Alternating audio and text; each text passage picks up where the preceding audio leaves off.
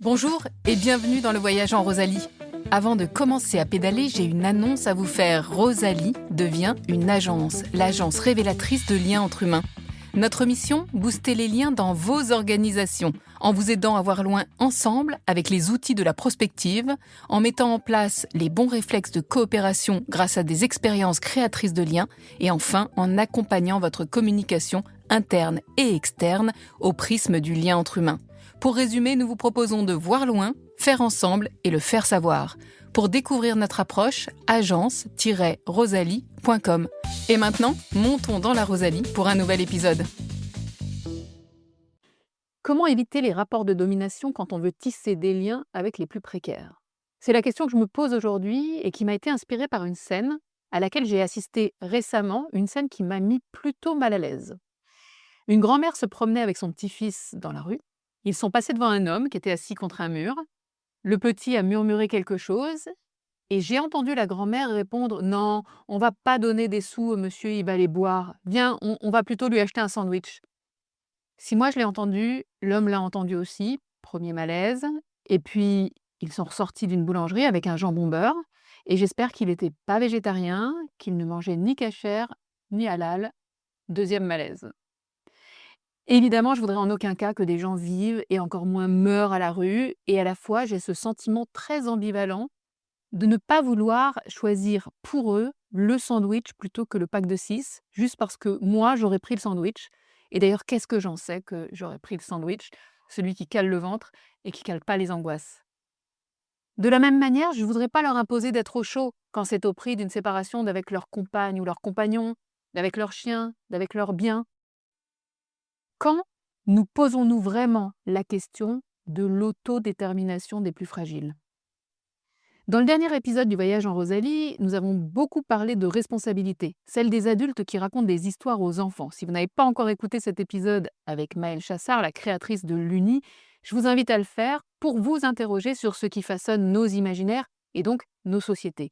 La réussite, par exemple. Qu'est-ce que ça veut dire réussir dans notre société? Avoir un bon boulot, une belle maison, un patrimoine culturel, c'est être reconnu pour son activité sociale. En fait, c'est inspirer le respect. Et quand on n'a rien de tout ça, qu'est-ce qu'on inspire? Parfois la pitié, le dégoût, la peur, et parfois rien du tout. On est juste invisible. Une entité informe. SDF, sans définition formelle. À la rue, à la masse, à la marge. Et on peut faire naître chez les autres le sentiment de devoir être pris en charge, secouru du froid, de la rue ou de soi-même.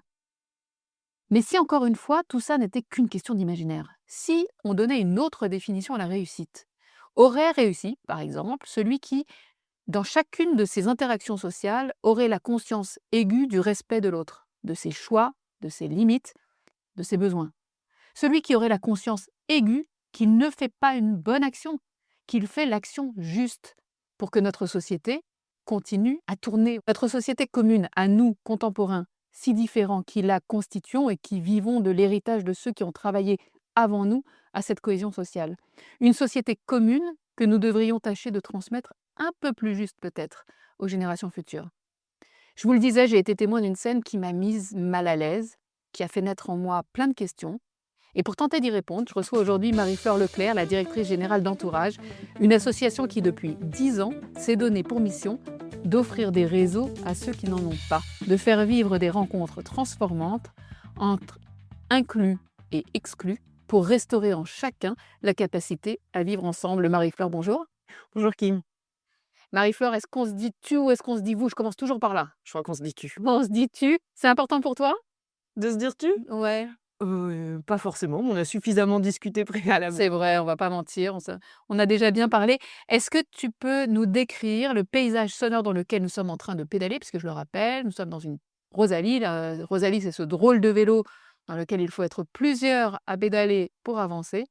Et donc, je te laisse choisir le paysage dans lequel on est en train de pédaler. Ouais, je pense qu'on est dans une ville assez animée, dans un quartier où il y a beaucoup de passages, beaucoup de lieux, beaucoup d'espace, beaucoup de monde. On entend les gens qui parlent un peu? On entend les gens qui parlent, on regarde autour de nous, alors on les entend pas, ce ne sera pas un paysage sonore, mais visuellement, on est dans la vie. Tu vis en ville, toi, hein? Moi je vis en ville, oui. Tu observes la ville, tu vois les gens, les interactions dans la ville entre les gens. Oui, je trouve ça assez fascinant d'ailleurs d'imaginer et surtout de se rendre compte à quel point c'est très difficile d'imaginer ce qui se passe dans la tête de ces gens, ce qu'ils pensent, ce qu'ils sont en train de ressentir, etc. Et à quel point c'est probablement très différent de ce que moi je ressentirais si j'étais au même endroit. Il y a un petit jeu sympa comme ça, hein, s'asseoir à une terrasse puis essayer de s'imaginer la vie des gens. Tu fais ça? C'est un truc. Ouais. Même juste en regardant par sa fenêtre. Hein. Ouais, c'est vrai.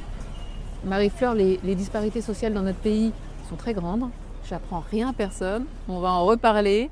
Il y a cependant un objet qui est très largement partagé, que même les plus précaires possèdent aujourd'hui, et notamment les gens qui vivent dans la rue. Et cet objet, c'est le smartphone. Et Entourage en a fait un outil du lien. Tu nous expliques? Oui, alors effectivement, c'est très répandu et parfois on s'interroge, on se questionne sur pourquoi. Et en fait, sans smartphone, vous avez accès à rien en fait, hein, ni service, ni moyen de vous mettre au chaud, ni moyen d'appeler vos contacts, d'appeler vos proches, ni, ni moyen de divertissement. Et donc aujourd'hui, c'est vraiment un outil qui est essentiel et qui est nécessaire. Et c'est pour ça qu'il y a beaucoup de gens qui en sont équipés. Entourage, du coup, nous, on est né il y a une dizaine d'années de l'initiative de Jean-Marc Potvin, qui était un entrepreneur de la tech, et qui, en discutant avec ses voisins de la rue, s'est dit, bah en fait, un jour, l'un d'entre eux s'est fait casser la figure dans des circonstances que j'ignore, et Jean-Marc a envoyé à l'époque, ça s'appelait Twitter encore, un tweet, et il a réussi à réunir à la fois un dentiste qui acceptait de pas prendre d'honoraires et une cagnotte suffisamment remplie pour tout le matériel de soins dont la personne allait avoir besoin. Et il s'est rendu compte du coup de la puissance du réseau et de la puissance de l'action citoyenne et de la capacité à connecter les gens que les réseaux sociaux peuvent avoir, en tout cas dans leur ambition initiale et dans ce qu'aujourd'hui, chez nous, chez Entourage, on continue de faire, de vraiment utiliser ces réseaux pour connecter les gens plutôt que l'inverse. Il y a plein de en fait, j'y pense là quand on en parle, il y a plein d'endroits où charger son téléphone, dans les rues. Il y a les arrêts de bus, Exactement, ouais. même dans le RER maintenant, j'ai vu qu'on pouvait charger directement son. Exactement, il y a plein de points aussi avec du Wi-Fi accessible. Comment on a un forfait quand on n'a pas les moyens d'avoir un forfait? Ça coûte très cher un forfait téléphone. Oui, alors il y a des forfaits avec des offres solidaires qui existent chez certains opérateurs, et puis il y a des associations aussi comme par exemple Emmaüs Connect qui proposent de l'équipement et du forfait avec des tarifs extrêmement bas.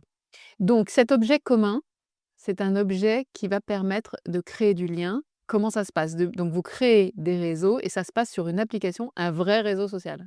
Exactement, aujourd'hui, on crée, nous, notre but, c'est vraiment d'engager chacun dans du lien social avec les personnes en précarité isolée. Donc ça va un peu au-delà des personnes, à l'origine, on était effectivement sur les personnes sans domicile fixe. Aujourd'hui, on est sur une cible plus large parce qu'on s'est rendu compte que la question, de l'absence de lien et de son lien avec la précarité, elle concernait, en fait 2,5 millions de personnes avec des profils, très variés, et tout ce pour dire que, du coup, aujourd'hui, on a différents programmes qui permettent d'aller recréer ces réseaux, d'aller recréer ces liens, mais le programme historique, c'est effectivement l'application Entourage qui réunit aujourd'hui 180 000 personnes et qui permet, comme un réseau social classique, il faut imaginer une sorte de Facebook en fait, qui permet de rejoindre ou de créer des événements en mixité sociale à proximité de chez soi, qui permet aussi d'avoir accès à tout un tas de ressources pédagogiques parce que évidemment on a tous des préjugés, des appréhensions, c'est pas si facile hein, d'aller vers l'autre. Et puis, une petite rubrique aussi entraide, parce qu'on utilise, l'entraide matérielle comme prétexte à la rencontre. Puisque le but, évidemment, c'est de multiplier les occasions de rencontres, aussi bien, des rencontres, physiques, qui vont, s'inscrire peut-être dans la durée pour certaines, mais aussi, et ça c'est notre dernière étude d'impact, qui nous en a montré l'importance, la multiplication en fait des liens faibles, et donc le fait que, chacune de nos interactions, ça nous permet déjà de retrouver un truc qui est très précieux et qui rejoint ton introduction, qui est la considération. De nouveau se sentir reconnu comme être humain par un autre être humain. Et ça, en fait, c'est vraiment la base du retour de la confiance en soi, en l'autre, en l'avenir, de la réacquisition aussi de compétences sociales, de la capacité à aller vers l'autre, à poser des questions, à se présenter, etc. On a vu dans un épisode précédent du voyage en Rosalie avec Athanas Périfan de Voisins Solidaires à quel point, heu, effectivement les voisins entre eux pouvaient être solidaires, pouvaient s'entraider, Exact. et toi tu as parlé d'un voisin de la rue, Exact. donc ça veut dire qu'on considère que les SDF qui vivent dans le même quartier sont aussi des voisins? Bah, bien sûr, ce sont aussi des gens qui vivent dans le quartier et donc effectivement, au début, il y avait vraiment cette notion, ultra locale de, bah, les voisins de la rue les voisins qui vivent dans la rue, les voisins qui vivent pas dans la rue, qui vont pouvoir se rencontrer, qui vont pouvoir vivre des choses ensemble. Aujourd'hui, on l'a un peu élargi parce qu'on se rend compte aussi que la puissance, du digital, c'est que ça permet de connecter des gens qui sont loin. Typiquement, on a un tout nouveau format, les papotages, qui vous permettent de rejoindre une conversation, en visio. On va vous matcher avec des gens, le seul critère, c'est qu'il y ait de la mixité sociale et en fait, du coup, c'est super parce que ça permet aussi à des gens qui sont, hors de la ville, hors de notre paysage sonore aujourd'hui, de participer à ces actions, de vivre la rencontre aussi. C'est la question que j'allais te poser parce qu'on pédale dans la rue, on pédale dans la ville. Comment on prend en compte la ruralité dans ce genre de réseau? Puisque en fait, tout joue sur la rencontre quand on Exactement et bah, juste en permettant nous d'une part, Entourage se pense vraiment comme une boîte à outils dont chacun peut se saisir pour aller mener, des actions, qu'elles soient, toutes petites, hein, oser aller dire bonjour à quelqu'un ou un peu plus grandes, organiser un événement et cetera, hem, où que la personne soit. Mais ça, on se rend compte qu'aujourd'hui, c'est quand même, difficile, hein, de se lancer, quand il y a pas, au départ, des bénévoles entourage ou une équipe salariée entourage, c'est un peu compliqué que ça prenne sur des nouveaux territoires. En revanche, on multiplie les types de formats avec des webinaires, typiquement les formats, les papotages qui se font 100% en distanciel pour tout le monde, qui permettent à des personnes qui vivent dans des territoires malheureusement pas encore couverts par entourage, de quand même participer. on sait de quoi les gens papotent? On ne sait pas de quoi les gens papotent, mais on les laisse, absolument libres. Alors on leur fournit en introduction, 2-3 questions qu'ils peuvent utiliser comme, un peu comme icebreaker, au départ mais ensuite, la conversation est libre. Et c'est vous qui organisez la rencontre? C'est-à-dire que vous organisez une mixité sociale, une mixité d'âge aussi? Comment? Alors nous, notre critère, c'est la mixité sociale, aujourd'hui et donc en fait, c'est des per donc nos événements, ils sont relayés sur l'application et donc quand vous inscrivez à cet événement, en fait, quand vous vous inscrivez sur l'application, on va vous poser une question très simple: «Est-ce que vous êtes là pour plutôt dans une logique d'entourer des gens ou plutôt parce que vous recherchez à être entouré vous-même?» Nous, c'est ce qui nous permet, de positionner si, on va vous considérer comme une personne en précarité isolée ou comme une personne hors précarité, hors isolement et du coup, une fois que vous vous êtes inscrits, nous, on match ceux qui sont dans une catégorie avec ceux qui sont dans l'autre. Alors on a parlé du local, Entourage, c'est aussi le réseau pro Ouais. qui a fait, pas mal parler de lui d'ailleurs et qui a aidé combien, 542 candidats accompagnés? Déjà Un peu plus? ouais, un peu plus, ça n'arrête pas de grandir, surtout qu'on a changé de format donc sur le réseau professionnel, Entourage, on a vraiment cette vision d'utiliser, à la fois l'opportunité du moment de la recherche d'emploi pour permettre aux gens de retrouver un réseau et de retrouver une inclusion sociale. C'est vraiment se servir de ce moment-là comme un prétexte à l'inclusion. Et inversement, en fait, si vous n'avez pas de réseau, bah, et que déjà, en plus, généralement, vous avez un certain nombre d'autres freins à l'embauche, c'est hyper compliqué. Aujourd'hui, la plupart des offres, elles sont, cachées, elles sont pas publiées, et donc si vous connaissez personne, si vous avez personne pour vous ouvrir des portes ou vous donner des tips, des conseils et cetera, vous avez très, très peu de chances, en fait, de retrouver un job et donc nous, ce qu'on permet de faire et qui est, qui est unique et qui est complémentaire de ce que font la plupart des acteurs de l'accompagnement, c'est qu'autour du projet professionnel d'une seule personne, on va mobiliser tout un tas de personnes et donc c'est vraiment, réussir à passer, désolée pour l'anglicisme, mais d'un modèle one to one, comme il y a beaucoup de modèles de mentorat, venir à pairer ça et on a des assos, partenaires qui font du one to one et puis elles proposent à, leurs participants de venir sur Entourage Pro pour profiter de cet effet réseau et nous, en fait, on va les mettre en contact avec des coachs, enfin des bénévoles qui sont prêts, qui à, relire un CV, qui à ouvrir une porte, qui à partager son expérience dans telle ou telle entreprise, qui a renseigné sur, qu'est-ce que ça veut dire que travailler dans ce domaine, qu'est-ce que c'est que tel métier et cetera. Et donc chacun s'inscrit en disant: «Bah, je suis prêt à donner tel type de coup de main» ou «J'aimerais recevoir tel type de coup de main». Nous, on match les gens et on leur propose à partir de là, bah, de se donner un coup de main. Et quel résultat? On a des vous avez une vision de la façon dont les gens, est-ce qu'on retrouve plus facilement un travail? Est-ce qu'il agit surtout de gagner en confiance en soi peut-être aussi? Comment ça se passe? Et ben, un peu tout ça, ça rebooste énormément la confiance en soi, ça rebooste, la confiance, dans les autres, dans le fait qu'on peut solliciter.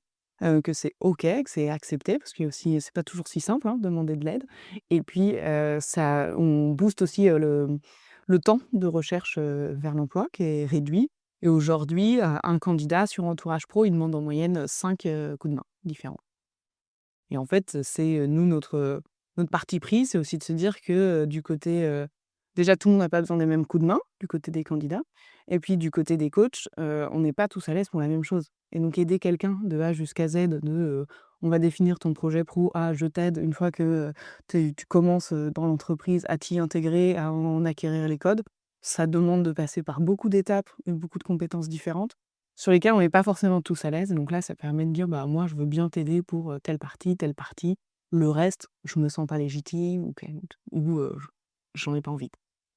Et puis le petit dernier en date, Mmh. le petit dernier réseau recréé pour les uns et les autres, c'est le réseau sportif. Exactement. Entourage sport, donc on a des noms qui sont très clairs. Le entourage sport, du coup, qui permet à des clubs de sport de devenir inclusifs, en accueillant dans leurs équipes sportives des personnes en situation de précarité et d'isolement. Et donc là, évidemment, en termes d'inclusion sociale et de remobilisation, c'est extrêmement fort, hein, parce qu'avoir une équipe qui compte sur vous pour venir vous entraîner chaque semaine et qui vous rappelle de le faire, forcément, c'est très, très fort. Tous les sports sont concernés Tous les sports sont concernés, alors, ou oui et c'est non. justement des sports d'équipe? Alors ce sont pas forcément des sports d'équipe, mais ce sont des sports qui se pratiquent en collectif.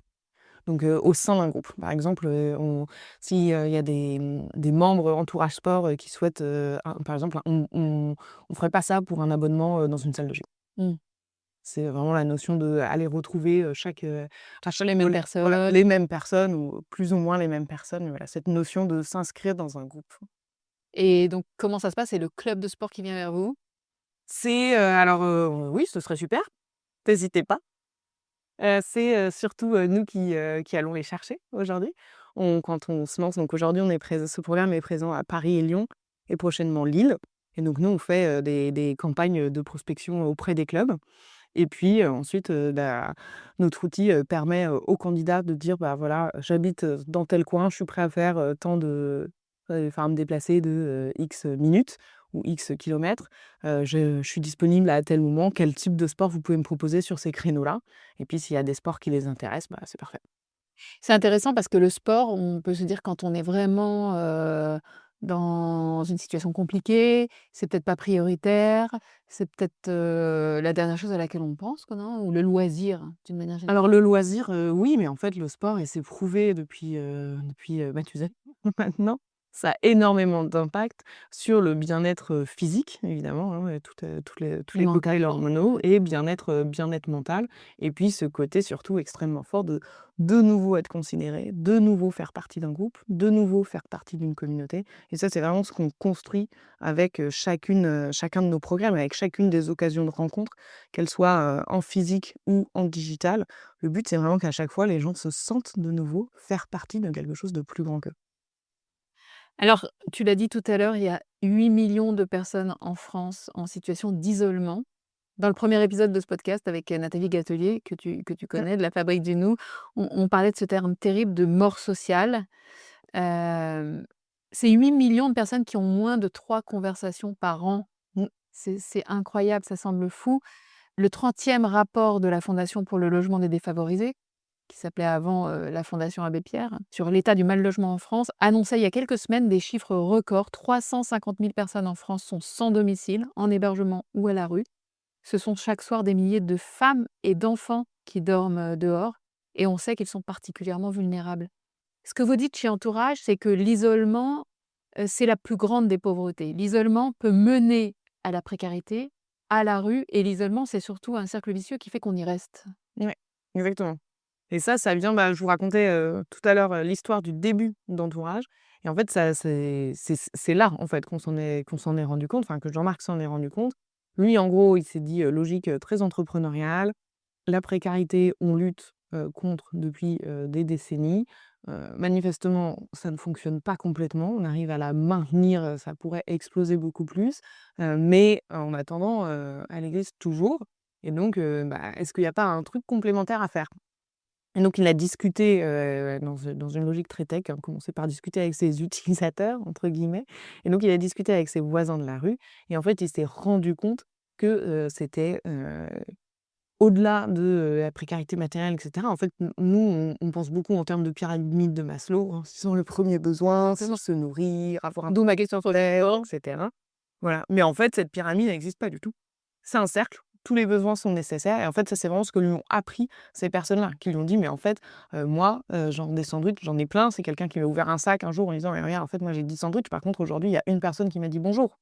Et ça, c'est pas, c'est en fait, ça les on perd, complètement, l'estime de soi, quand on arrive à ce point à être déconsidéré et donc c'est là que la deuxième partie du cercle vicieux, se met en place et je reviendrai sur la première après, mais du coup, évidemment, enfin moi je me dis si vous êtes imaginons que vous soyez à la rue, vous êtes, vous êtes dehors, manifestement, vous allez pas très bien, en tout cas, matériellement, ça va pas très bien et qu'en fait, vous voyez tous les gens se détourner de vous, mais à quel moment vous avez envie de vous réintégrer dans cette société? Mmh. À quel moment tu as envie de ça? Jamais. À quel moment on retrouve l'espoir de pouvoir le faire aussi? Voilà, exactement et la première partie du cercle vicieux, c'est qu'en fait, la vie nous envoie à tous, des difficultés et des baffes, hein, par moments, et quand la vie vous envoie une baffe, si vous avez une personne sur qui compter, vous allez pouvoir squatter un canapé pendant 1 mois. Mmh. Si vous en avez 12, vous avez 1 an devant vous, en fait et ça change tout et donc les personnes qui sont isolées, qui sont en rupture pour plein de raisons différentes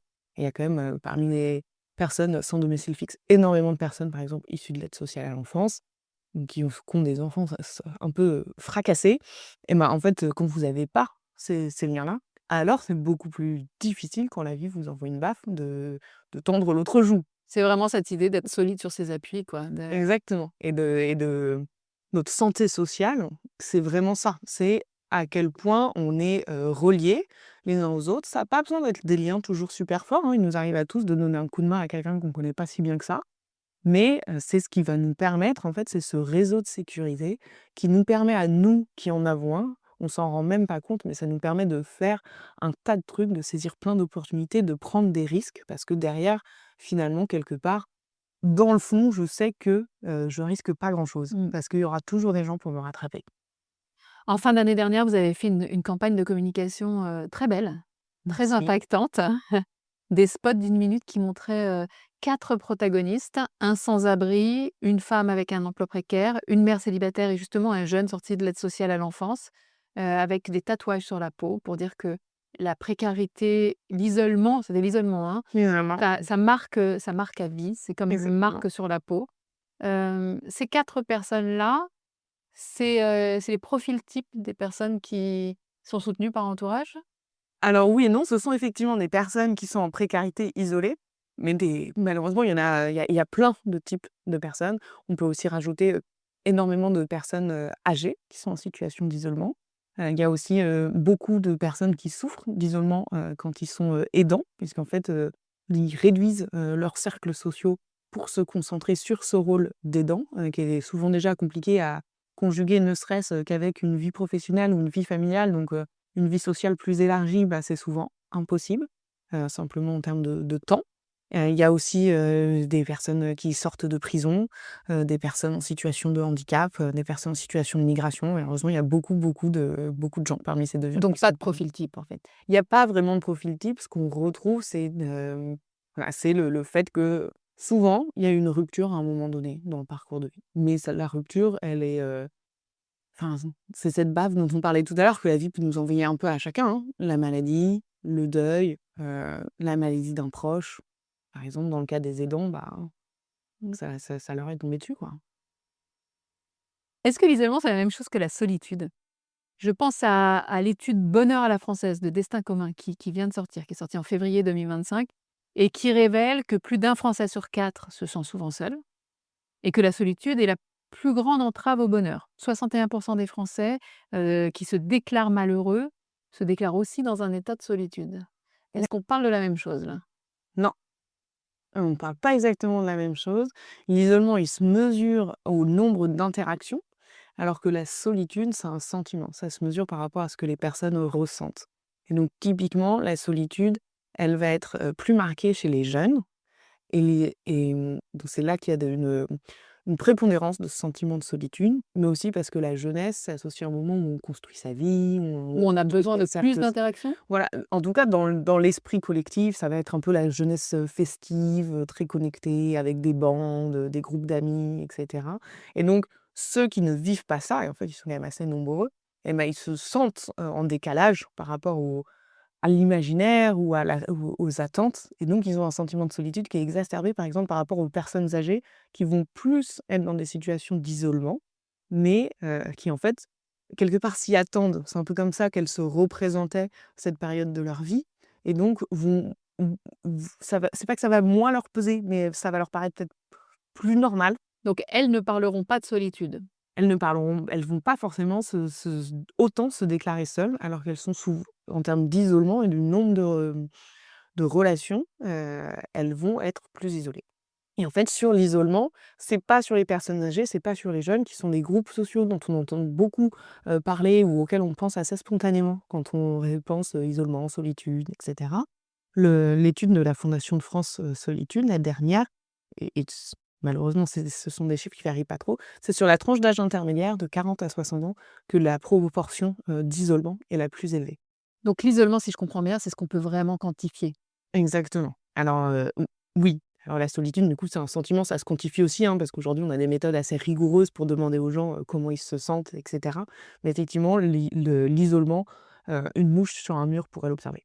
La même étude alerte sur, cette solitude des jeunes dont tu nous parles. 39 des jeunes se sentent souvent ou toujours seuls, contre 27 des Français en moyenne. Donc ce que tu nous dis, c'est que, eux s'attendent à plus d'interactions et ne les ont pas. Ça, c'est malgré tout un problème. C'est-à-dire que C'est complètement un problème. C'est un très gros problème. À une époque aussi, un moment de sa vie où on se lance justement dans la vie, où on la construit, partir avec un sentiment, de frustration de frustration, de je ne peux sociale. compter, que sur moi-même, et je ne compte pour personne, partez pas avec des super bonnes bases. Ils sont sur, Entourage, les jeunes? Ils sont pas mal sur Entourage. Entourage est extrêmement présent sur les réseaux sociaux. On a un TikTok, qui cartonne. Heu, alors, je fais pas partie de la même génération, malheureusement. Mais, ils sont assez présents. On est assez bon à capter effectivement, des jeunes et en particulier, sur Entourage Pro, on capte pas mal de tous ceux qu'on appelle les NEET, qui sont, ni en emploi, ni en études, ceux, dont on estime qu'ils sont plus d'1 million, 1,2 million je crois, et qu'en fait, sont nulle part.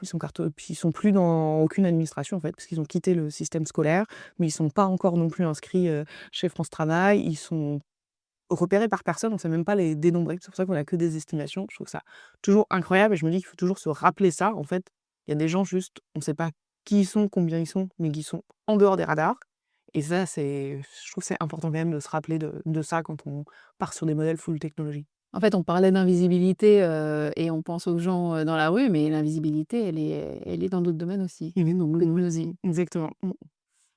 Et on ne sait pas non plus compter, le nombre de personnes, par exemple, le nombre de personnes, sans domicile fixe. Tu donnais tout à l'heure les chiffres de la Fondation pour le logement des personnes défavorisées.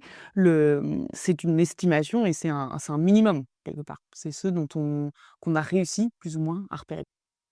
Alors un truc sympa à relever quand même dans cette étude, hein, je finis avec destin commun, c'est cette nette, corrélation entre le bonheur individuel et le lien social de proximité. On en parlait tout à l'heure, les Français heureux déclarent plus que les autres avoir bu un café avec un voisin ou participé à un événement de quartier au cours des 12 derniers mois.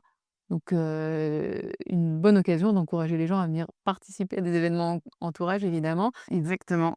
Et j'invite aussi nos auditeurs à aller sur la page Instagram de Rosalie Média parce que moi je donne plein d'idées, d'ultra proximité pour aller sortir de sa Ouais. bulle et trouver en fait, il y a ce frein, hein, il y a un frein qui est celui de je sais pas quoi faire, Mmh. je sais pas où rencontrer les gens. C'est ça aussi que vous voulez lever, j'imagine? Nous, c'est ça qu'on veut lever et on le lève en partie en multipliant les occasions de la rencontre. Et on le lève aussi parce que tu peux rencontrer des gens directement sur nos outils, de manière digitale et on le lève en allant transformer, de plus en plus, chez Entourage. Initialement, on créait et on animait, des événements en mixité sociale, de convivialité. Donc ça peut être des soirées jeux, ça peut être des pétanques, ça peut être, du karaoké, enfin ça peut être énormément de choses, des sessions d'escalade, enfin tout un peu, très, très varié et en fait, aujourd'hui, on s'appuie sur, l'existant, sur la programmation événementielle locale qui est foisonnante, hein. En France, on a la chance qu'il y ait beaucoup de gens qui s'organisent chaque soir pour proposer des choses. Et nous, on permet à ces événements de devenir des lieux de mixité sociale. Et c'est bien accueilli? C'est-à-dire que j'imagine que vous devez contacter les organisateurs de ces événements pour leur dire: «Ben, on a peut-être des gens qui ont des profils différents de ceux qui viennent d'habitude, qui vont venir à votre événement. Est-ce que ça vous convient?» Comment c'est accueilli ça? Bah, c'est bien accueilli généralement, on teste, alors nous on sélectionne, hein, quand même un peu le type d'événement. On a une petite méthodologie, donc ce sont des événements évidemment qui sont ouverts à tous, qui sont gratuits, on essaye d'avoir des événements qui sont réguliers pour que les gens sachent que, bah, voilà, il y a ça tous les premiers mardis du mois, ça leur permet de s'inscrire dans le temps aussi, et on teste, on a testé, des formats où aussi on vient, sans forcément, prévenir, sans forcément s'être présenté. Et nous, on va permettre, sur place, on a, ce rôle, enfin nos bénévoles remplissent ce rôle, nos bénévoles, je me les attribue un peu. Les bénévoles entourage qui font, vivre, l'association, hein, qui sont ces forces vives, on va avoir ce rôle de garant de la mixité sociale, Ça veut dire que d'animation de la mixité sociale. vous invitez à un événement, vous invitez vos utilisateurs de l'app à venir à un événement, il y a toujours un animateur entourage qui vient aussi à l'événement? Alors, sur l'application, comme chacun est libre de proposer des événements, il y a des événements qui sont pas organisés par entourage. Il y a 50 des événements qui sont organisés par entourage, donc par des bénévoles entourage. Donc là, il y a toujours des gens qui animent. Donc typiquement, quand on va s'intégrer sur un événement qui existe et que c'est entourage qui le propose, il y aura effectivement un bénévole qui va avoir ce rôle d'animation et qui va du coup créer du lien entre les personnes qui sont venues via entourage et les personnes qui sont pas venues via entourage. Et si vous mettez votre événement, sur l'application, et donc ça, ce que je trouve sympa, c'est qu'il y a à la fois des structures plutôt, qui ont un public, plutôt de personnes, déjà incluses, qui en fait mettent leur événement sur l'app parce qu'elles voudraient l'ouvrir à d'autres publics, et inversement, des organisations, des associations typiquement, qui vont avoir un public plutôt de personnes en précarité et isolées, qui veulent ouvrir à un public pas en précarité isolée. Donc j'aime bien parce qu'on arrive vraiment aujourd'hui à réunir les 2. Et donc dans tous les cas, quand vous êtes un tiers et que vous proposez un événement sur entourage, nous, on vous donne quelques tips bah, tu vas accueillir des personnes, en précarité isolée et des personnes pas en précarité isolée. Voilà deux trois astuces pour que ça se passe bien. Clique ici si tu veux en savoir plus. Et donc après, on a tout un tas de ressources sur, comment, animer la mixité, comment s'assurer qu'effectivement elle vive, avoir une attention pour chacun, et cetera. Mais on est sur des choses finalement, assez, quand parfois j'ai l'impression d'énoncer des banalités, hein. Par exemple? Bah, par exemple, dire bonjour, accueillir les gens, voilà, des banalités, j'avais prévenu. Hop. S'assurer aussi, voilà, qu'il y ait un lien, que personne, reste tout seul. S'assurer, voilà, veiller que chacun, puisse être, à l'aise avec les différents, moments qui sont proposés, et voilà, et juste, aller vers les gens. On propose toujours, 2-3 questions pareilles, toujours, qui permettent de reprendre le fil et de relancer une conversation. Je parlais dans mon intro des contraintes qui portent sur, les personnes à la rue, notamment, lorsqu'elles doivent être hébergées en foyer, par exemple. Est-ce que d'une certaine manière, les politiques actuelles renforcent cette stigmatisation des personnes précaires? Waouh!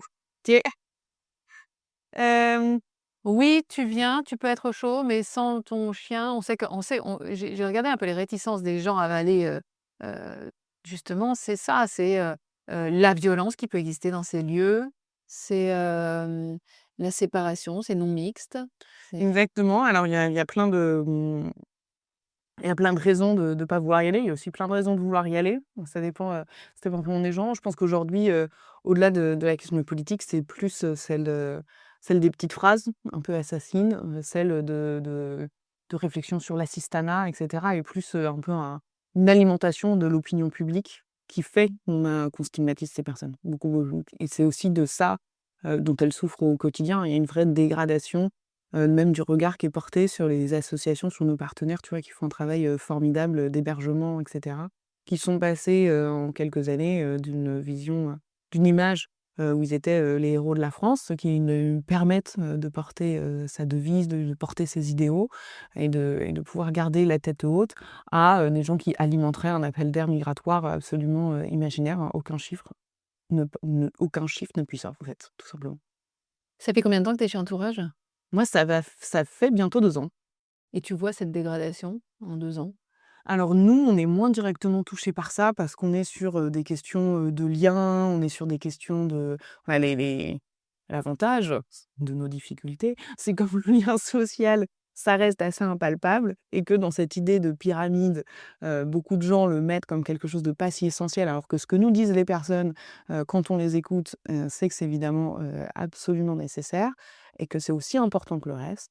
On est moins confrontés à cette i à ce je pense à cette bascule que ceux qui vont aller bosser sur et qui vont, faire un travail sur l'aide matérielle, que ce soit l'hébergement, que ce soit l'aide alimentaire où, là, il y a un peu ce poncif de, il y aurait des gens qui traverseraient la Méditerranée, sur des flotteurs, pour pouvoir, manger, des patates, froides en France. Je me permets de douter. Donc vous êtes moins touchés. Nous, entourage, on est moins touchés. Hem, donc on a un modèle de société qui est plutôt très solidaire en France, par rapport à d'autres, Ouais.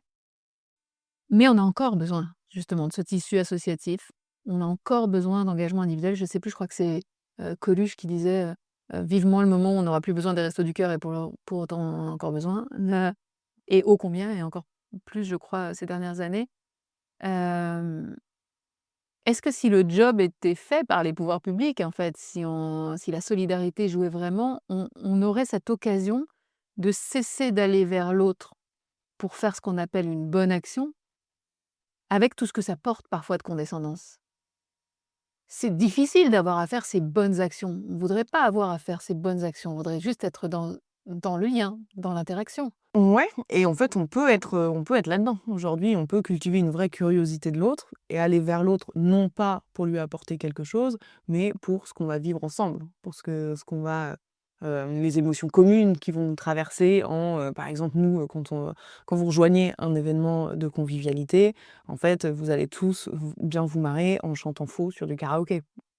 Et ça, c'est vraiment le cœur de ce qu'on fait et effectivement, nous, entourage, on a ce job, et cette particularité, notre savoir-faire, il est vraiment dans le fait qu'on s'adresse, majoritairement à des personnes qui sont pas encore sensibilisées à cette question-là, qui est la question de la précarité, du rapport à l'autre et cetera. Et qui arrive dans une démarche, je veux aider, je veux faire ma bonne action, quelque chose d'assez vertical et nous, on arrive à les transformer de quelque chose de vertical à quelque chose de beaucoup plus horizontal et à leur permettre d'aller vraiment vivre la rencontre, entre pairs, en fait, entre humains et de se rendre compte que dans ce genre d'interaction, finalement, c'est pas forcément eux qui apportent le plus. Ou en tout cas qu'ils en ressortent énormément grandis et plus de 90 des gens qui font quelque chose avec nous changent non seulement de regard sur la personne rencontrée, non seulement de regard sur la précarité de manière générale, mais changent leur rapport et leur manière d'agir avec les autres, tout court. Et c'est comme ça qu'en fait Entourage a un impact systémique et qu'on permet de construire une société qui soit plus solide, plus résiliente et face aux crises, qui s'annoncent, ça peut être utile. Mais c'est assez unique comme discours parce que, c'est ce discours de l'horizontalité. Moi, j'ai un peu du mal avec ce discours qui dit: «J'aide» et en fait, j'en ressors plus j'ai l'impression de rapporter à moi plus encore que je n'ai donné. J'entends bien la bonne intention, j'entends bien que c'est des gens qui veulent bien faire, mais ça veut dire qu'il faut, pour bien faire, pour, se sentir bien, heu, être venu en aide, enfin, tu comprends cette, ambivalence du truc là? Moi ça me Oui, mais après c'est rassurant pour la coopération et c'est rassurant pour nos sociétés que l'altruisme fasse du bien. mais en fait, est-ce que c'est de l'altruisme quand tu dis: «Je le fais parce que ça me fait sentir bien derrière»? Et il y a une partie de l'altruisme, il y a un livre là-dessus dont j'essaierai de te retrouver le nom, qui décortique la partie d'égoïsme qu'il y a dans l'altruisme. Mais en fait, le fait que ça va te générer même en termes d'hormones et cetera, de schémas chimiques, dans ton fonctionnement, des choses positives, c'est ce qui fait que nos sociétés, depuis, des millénaires maintenant, ont appris à coopérer, ont appris à rendre service parce que j'en retire aussi quelque chose et c'est pas, moi, ça me choque pas forcément, que ce soit pas, 100 100 gratuit. C'est toujours difficile de faire la part des 2, mais ce qui est sûr aussi, c'est que, même si ça t'apporte quelque chose, ça t'a toujours pris aussi quelque chose. Ça t'a pris du temps, ça t'a pris de l'énergie, tu vois? Et ça t'a toujours quand même demandé quelque chose. Tu aurais toujours eu l'option d'aller faire quelque chose qui t'apporterait peut-être le même plaisir sur le coup ou sur le long terme, mais qui n'apporterait rien à personne d'autre. Tu aurais pu continuer de scroller tes vidéos de chatons. Sur le coup, tu aurais été très content. Dans la durée, je suis pas sûre que l'effet aurait été le même. Et en tout cas, pour la société, l'effet n'aurait pas été le même. Alors, parle-moi un peu de cette horizontalité dont vous parlez, chez Entourage. Vous avez un garde-fou dans vos statuts, la co-gouvernance avec un comité de la rue. C'est quoi ce comité? Bah, ce comité, c'est la suite c'est ce qui s'est inscrit, en fait, dès le début, la suite de cette rencontre de Jean-Marc avec des personnes de la rue. Euh, c- et donc, aujourd'hui, il y a un comité composé de personnes qui ont une expérience significative de la grande précarité et de l'isolement et qui nous accompagnent. On se réunit mensuellement au niveau national et mensuellement au niveau local pour initier co-construire et valider tous les grands projets de l'association. Donc ça, c'est extrêmement précieux parce qu'évidemment, en tant qu'association, on a des moyens qui sont limités. Et donc, à savoir que dès le départ, en fait, pouvoir concevoir des projets qui sont soit initiés, soit au moins co-construits, dans tous les cas validés par les premiers concernés, par des personnes qui ont cette expérience et qui ont la volonté de porter un regard dessus. C'est extrêmement précieux parce que ça permet alors évidemment, hein, comme tout le monde, parfois on lance des choses et ce sont des mauvais ça ne marche pas ou ce sont pas des si bonnes idées. Mais en tout cas sur les grandes orientations, les grands projets, les différents programmes par exemple d'Entourage, la naissance d'Entourage Pro, la naissance d'Entourage Sport, et bah, à chaque fois, qui sont des gros changements, bah, à chaque fois en fait on a visé juste et ce qui nous a permis de viser juste, c'est qu'il y a eu le comité de la rue avant. Est-ce qu'il faudrait s'en inspirer et demander quand on veut aider à quelqu'un, lui demander ce dont il a besoin? Oui et surtout, il faut peut-être pas lui demander. Il faut peut-être commencer par lui demander si on peut s'installer à côté de lui, si on peut discuter, si la personne est disponible à ce moment-là et puis ensuite lui demander si on peut l'aider d'une quelconque manière, en fait. Et typiquement, si quelqu'un vous demande, quelque chose, quand vous rentrez au supermarché, bah, c'est important de savoir ce que veut la personne, tu vois? Parce que moi, on m'a déjà demandé du roquefort. Spontanément, j'aurais jamais pris ça. Mais c'est vrai que la personne a raison, c'est très bon. Mmh. C'est vrai que, voilà, moi j'étais surprise, je me dis: «Bah, j'ai bien fait de demander» parce que sinon déjà j'aurais pas su trop quoi prendre et du coup je serais partie sur un peu un basique ou quelque chose de très neutre. J'aurais pas choisi le fromage le plus fort de tout le rayon. Ouais. Et alors revenons sur ce comité de la rue. Tu as des exemples concrets de décisions qui ont été influencées par ce comité? Bien sûr, bah, déjà par exemple la naissance d'Entourage Sport, c'est ça, c'est le comité en fait, c'est Mehdi qui est un membre du comité qui nous a un jour, nous on se disait bien, on sentait bien que, le sport, ça nous permet de se relier, on vibre ensemble, les grands événements et cetera. Vous avez Mais lancé ça juste après les JO, non? juste avant, Juste avant? juste avant Et ça et a on confirmé le la exactement, cohésion par le sport, hein? voilà, mais Ouais. il y a plein d'assauts déjà qui font un travail formidable, autour du sport et donc on était assez persuadés de ça, mais on ne savait pas exactement comment et est-ce que vraiment pour les personnes, qui font partie de notre communauté, c'était le cas. Et puis un jour, Mehdi nous a raconté que lui, bah, en fait, quand il était en situation de rue, il s'est mis à jouer au ping-pong. Et en fait, à travers le ping-pong, bah, à la fin, il a retrouvé effectivement un logement, etc. Mais surtout, il a retrouvé de la confiance en lui, il a retrouvé de la considération dans le regard des autres. Et que c'est vraiment ça qui a changé sa vie. Et que du coup, le message d'entourage de il faut créer des liens et on trouve plein de prétextes pour le faire, ça appliquait parfaitement au sport. Parce qu'il a aussi retrouvé une forme physique, mais dans le sens de la conscience de son corps, etc. Mmh. Et donc, il nous a proposé, il a validé en fait, nous, un truc qu'on avait un peu en l'air et il nous a proposé qu'on construise un programme autour du sport qui se serve du prétexte du sport pour faire de l'inclusion sociale. Des gros noms que le comité de la rue vous aurait dit: «Non mais là, pas possible», Une campagne de com l'année dernière qui était très bien. On avait un petit doute. Il y avait une partie qui nous paraissait potentiellement un peu touchy, on va dire, un peu, peut-être, sujet à la question et ils nous ont dit: «Bah, non, ça, c'est pas non validé. voilà, ce n'est pas un petit point, c'est un énorme truc, ça va nous exploser à la figure et on peut pas aller faire ça». OK, intéressant. Heu, Donc on a revu notre copie. cette co-gouvernance, elle pose la question de l'autodétermination des personnes, en situation d'isolement, de grande fragilité. C'est une question qui est prise en compte aujourd'hui, qui est suffisamment pensée? Non, non, non, non. On est parmi les pionniers, là-dessus et il y a beaucoup de, beaucoup d'autres associations qui viennent. Le comité de la rue a aussi vocation à témoigner. Et nous, chez Entourage, une de nos valeurs, c'est de promouvoir cette horizontalité. Donc à la fois dans la manière dont nous, on agit en permanence, dans les événements avec toute notre communauté, mais aussi dans notre façon de travailler avec le comité de la rue, etc. Mais aussi d'en parler et de témoigner de ça. Et donc il y a un certain nombre d'associations, voire, et parfois même de pouvoirs publics, qui viennent voir comment ça se passe, comment on arrive à faire vivre ça. Parce qu'évidemment, c'est pas non plus toujours évident. Il y a une ingénierie du lien, de ce lien particulier là?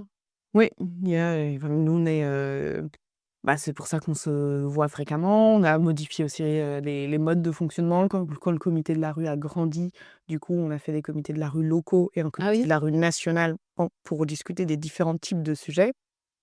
Et puis, on s'est rendu compte aussi que, plus ils étaient nombreux et tant mieux parce que ça apporte une diversité de regards et d'expériences, mais plus il y en a, personne n'est forcément intéressé par tous les sujets, qui peuvent se discuter en comité de la rue. Donc maintenant, on a des référents thématiques et donc ça nous permet aussi parce que le rythme des projets, il est beaucoup plus rapide que, 1 fois tous les mois et donc ces référents thématiques, ils vont être, sollicités, pas quotidiennement, mais au fil de l'eau quand il y a un projet. Donc par exemple, sur la communication, on a des référents thématiques et quand on a une idée, une proposition, d'intervention et cetera, on discute avec eux, «Ça, qu'est-ce que tu en penses?» Et cetera. Et après, c'est eux qui en rendent compte au comité de la rue. Donc on est aussi en train de rendre le comité de la rue au comité de la rue pour que ce soit, moins une discussion avec d'un côté l'équipe salariée et le comité de la rue, mais que ce soit vraiment les membres du comité de la rue qui puissent, partager aux autres membres: «Nous, dans la casquette entourage pro, voilà ce qu'on» on appelle ça les casquettes du coup, mais avec ma casquette entourage pro, voilà ce qui s'est passé, au cours du mois dernier, voilà les sujets en cours, voilà la proposition ou voilà la décision, que j'ai pu prendre au nom du comité de la rue. Encore un moyen de donner du pouvoir, hein. Exactement. Les femmes sont représentées dans le comité de la rue? On aimerait bien en avoir plus, mais on en a. On est très content d'en avoir. Parce qu'on parlait de ces femmes et de ces enfants, hein, qui sont à la rue et qui sont de plus en plus nombreuses, qui sont, particulièrement vulnérables. Mmh. La rue est plus dangereuse pour les femmes. Comment elles, alors justement, comment on pense ça et comment on partage entre gens de la rue justement? Entre, comment tu dis? Entre personnes de la rue? Personne de la rue, oui, c'est comme ça qu'ils s'appellent. Enfin, ils s'auto-appellent de plein de noms. Hem, Effectivement, être une femme à la rue, c'est, d'autant plus compliqué. En tout cas, c'est des difficultés supplémentaires. C'est, du coup, aussi beaucoup de personnes qui s'invisibilisent et être une femme en précarité, c'est pour ça que, effectivement, il y a beaucoup de personnes, et souvent, du coup, ce sont des mères, chefs de famille, monoparentales qui se retrouvent en situation de précarité, avec en plus la question de: «Comment je fais garder mes enfants?» et cetera. Donc nous, c'est des questions qu'on adresse chez Entourage.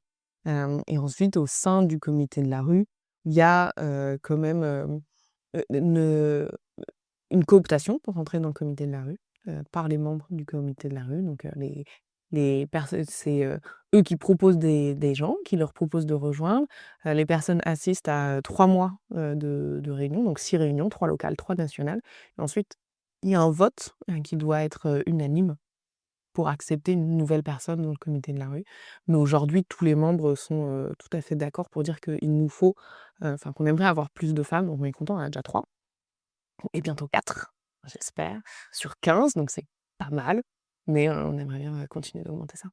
Alors encore je voudrais parler d'encore un super outil, pour aider les gens à aider Mmh, et je crois que vous êtes partenaire, c'est le numéro de téléphone du collectif +1. tout à fait. Donc c'est un numéro gratuit, je vais le donner, hein, et donc je vais le donner tout de suite, mais l'idée c'est d'envoyer un SMS, c'est ça? Pour décrire la situation d'une personne sans abri? Pour se faire aider pour aider?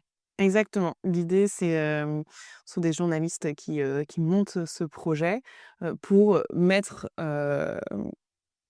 suivre en fait des personnes, qui ont envie de s'engager, mais qui savent pas comment faire. En fait, du coup, ils nous ont, on est partenaires, mais il y a plusieurs partenaires associatifs. Mais nous, c'est exactement ce que tu dis, c'est tout à fait ce qu'on fait en fait, au quotidien. C'est vraiment le job, d'Entourage.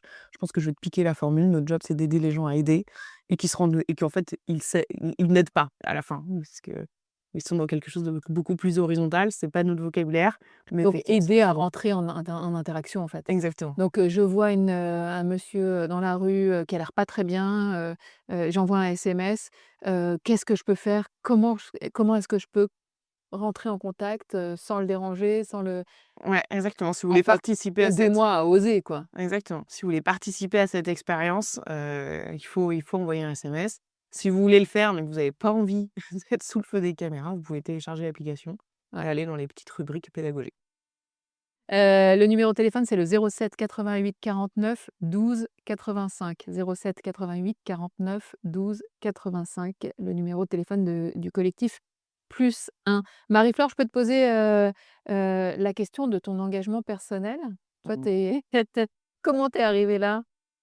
Comment je suis arrivée là? Moi, j'ai bossé, je suis, ingénieure au départ, généraliste. J'ai bossé dans le conseil parce que j'aimais bien, le rythme, les méthodes, la dynamique, la diversité des missions et cetera et puis, j'ai eu envie que mes recommandations soient un peu plus souvent mises en œuvre et donc je suis basculée côté opérationnel dans l'accès à l'énergie en Afrique. J'étais basée en France, mais on avait des activités d'abord dans un puis 5 pays d'Afrique, subsaharienne et puis un jour, j'ai eu envie d'un ancrage plus local, tout simplement et ça a matché avec Entourage évidemment sur, mes compétences, mais aussi en profondeur sur cette question de l'altérité qui, moi, m'anime depuis longtemps. Comment est-ce qu'on arrive à construire, du commun, du collectif, au-delà de nos différences, apparentes? Est-ce que finalement, qu'est-ce qui l'emporte et quelle est notre part de partager? Tu fais, tu est-ce que tu es l'exception de ta promo de l'école centrale Supélec? Est-ce que c'est là qu'on vous attendait?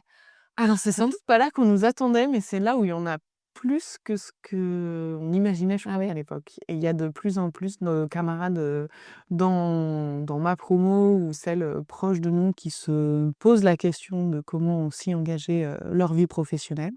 Ne serait-ce que parce que c'est quand même une grosse partie de notre temps et puis, et c'est d'autant plus vrai chez les jeunes générations et ça me réjouit. La recherche de sens. La recherche de sens, la recherche, en tout cas d'avoir un métier et un job qui contribue au monde tel qu'on a envie qu'il soit, de devenir acteur en fait, de ce changement. Je pense que, je trouve que c'est aussi, pour le coup quand on est, diplômé de ce genre d'école, on a la chance d'avoir la chance, et d'avoir le pardon, on a la chance d'avoir le choix et c'est aussi une responsabilité, je trouve, personnellement, que de faire ce choix et de parce que chez Entourage, on bosse avec des gens, dans la communauté, ils ont pas le choix, en fait. Tu vois? Ils sont dans des endroits où, il y a pas beaucoup d'emplois, ils ont absolument besoin, de se nourrir, et donc en fait, bah, ils font prendre le job qu'on leur propose et ils sont extrêmement courageux parce que moi, ces jobs-là, il y en a plein, j'aurais la flemme de les faire. Mais moi, j'ai la chance d'avoir le choix. Donc du coup, il faut que je fasse un choix. Marie-Flore, ce podcast, observe le présent, mais il est tourné vers l'avenir et donc je vais te donner la boule de cristal qui est désormais célèbre De par le monde. de par le monde, celle qui va te permettre de lire l'avenir, j'espère en tout cas. Attends, je l'allume. Ah oui, je vois mieux l'avenir d'un coup. Voilà, allumons l'avenir. Et je vais te demander, comme à Que vois chacun des invités qui sont venus, pédaler avec moi, comment tu vois l'avenir et notre capacité à recréer des liens sains entre humains? Je vois l'avenir, un peu comme l'intérieur de cette boule de cristal, potentiellement chaotique.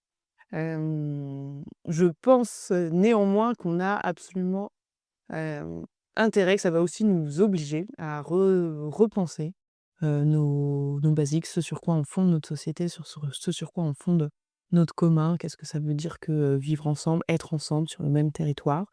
Et que ça va nous obliger à recréer des liens. Super! Un avenir comme on le souhaite. Hem, Ce podcast, il se veut créateur de liens. Est-ce que tu veux me mettre en contact avec quelqu'un d'autre que je pourrais inviter à venir pédaler?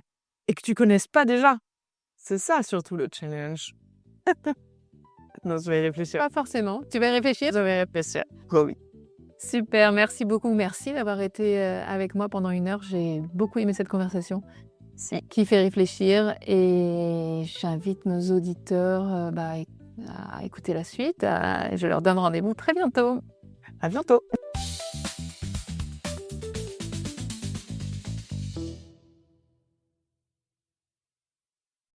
Merci pour votre écoute. Cet épisode vous a plu ? N'oubliez pas de le noter et de le partager autour de vous. N'oubliez pas non plus que Rosalie, c'est désormais une agence, l'agence révélatrice de liens entre humains. Notre mission, booster les liens dans vos organisations et vous aider à bâtir des ponts plutôt que des murs. On vous propose un combo en 3 étapes, à vous de choisir ce dont vous avez besoin. Étape 1, l'audit et la prospective pour voir loin ensemble. Étape 2, les ateliers et l'animation de vos communautés internes pour faire ensemble. Et enfin, l'étape 3, votre communication au prisme des liens. Pour découvrir notre approche, agence-rosalie.com.